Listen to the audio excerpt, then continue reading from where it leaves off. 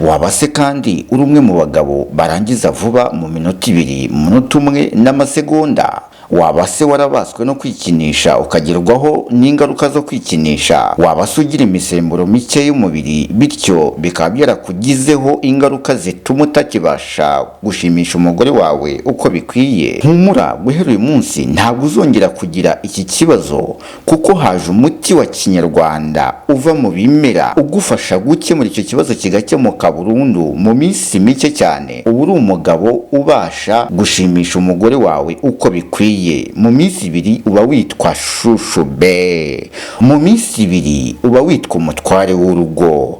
Hamagara iyo nimero uruzi kuri screen yawe, nawe icyo kibazo kibashe gukemuka burundu nk'abandi.